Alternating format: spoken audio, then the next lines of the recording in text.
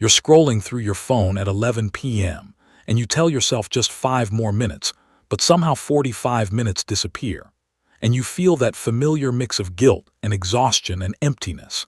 And the next morning you wake up, and you promise yourself today will be different today, I will focus today. I will finally start working on that goal that matters to you. But by 10 a.m., you are back on your phone again, refreshing the same 5 apps over and over, and here is the truth nobody tells you this has nothing to do with willpower or laziness or discipline. You have designed your environment, you have stacked your habits, you have read the books and watched the videos. And yet you still feel like you are dragging your feet through wet cement every single day. And that is because you are fighting a chemical war inside your brain right now.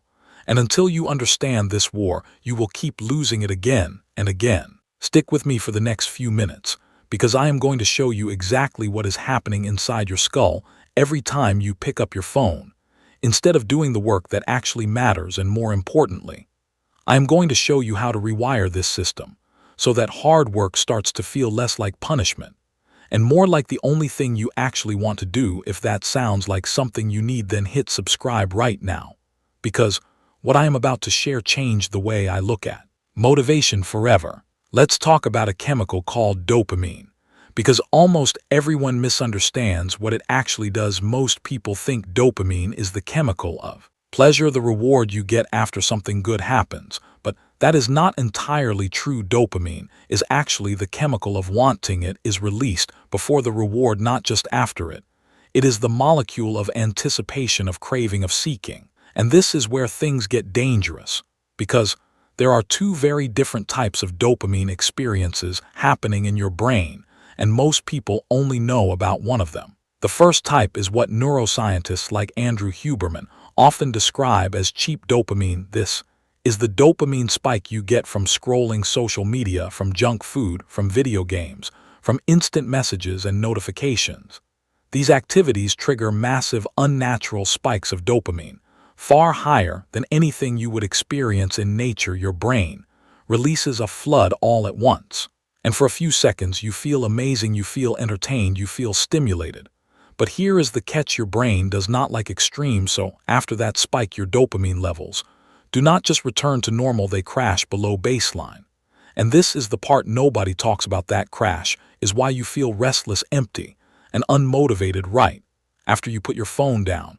You are not lazy, you are coming down from a dopamine high, and your brain is now in a deficit state, begging for another hit.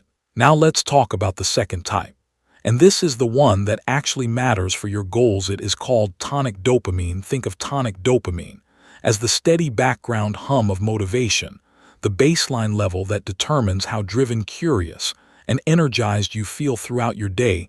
This is not a spike.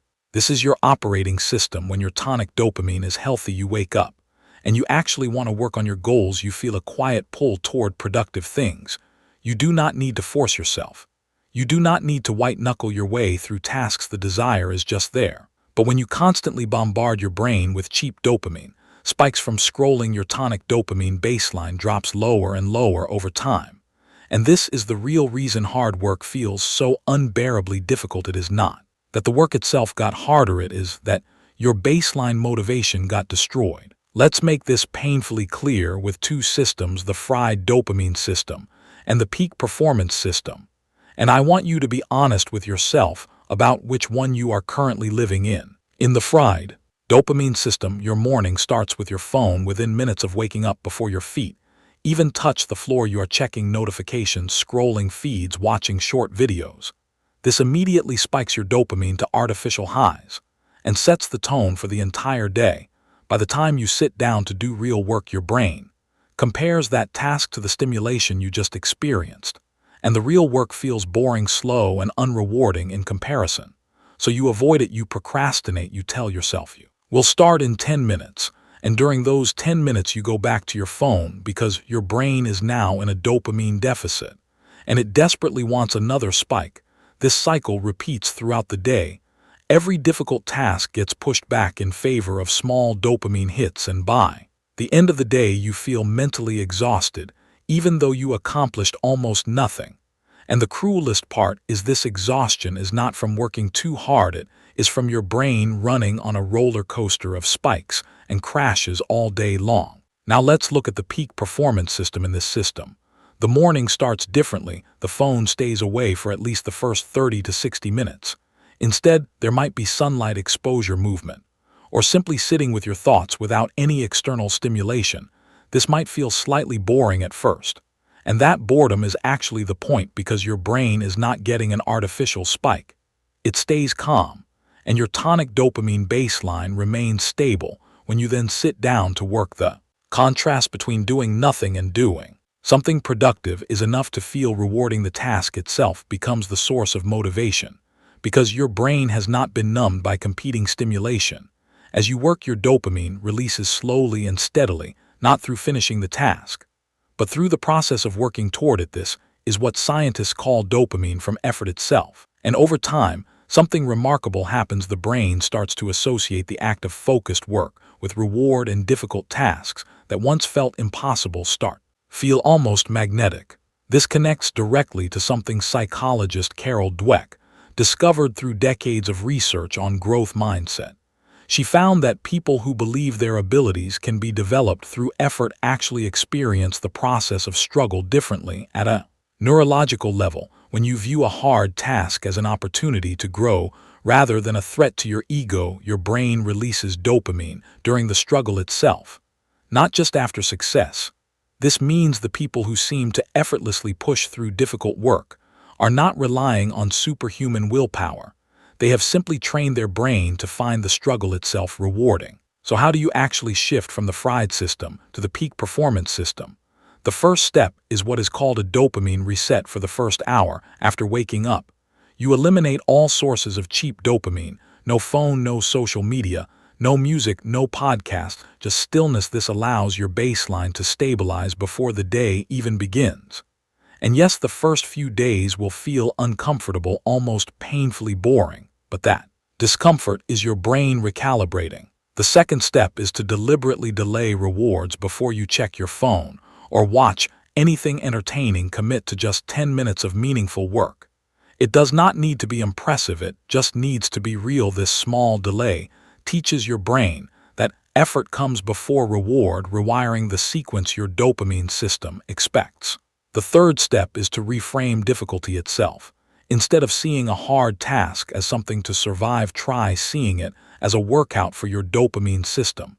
Every time you choose focus over distraction, you are literally strengthening your brain's ability to find reward in effort. This is not motivation, this is neurological training. The fourth step is to protect your dopamine baseline throughout the day. Avoid checking your phone during work breaks. Instead, take a short walk, look out a window, stretch, or simply breathe. These activities do not spike dopamine artificially, so your baseline stays protected, and your ability to focus afterward remains intact. Here is what I want you to understand: the people you admire for their discipline, their focus, their relentless drive, are not fundamentally different from you. They are not running on more willpower, they are running on a different dopamine baseline. And that baseline was built through repeated choices, not through one motivational video or one good morning routine. Real change happens through small, consistent decisions that protect and rebuild your tonic dopamine over weeks and months.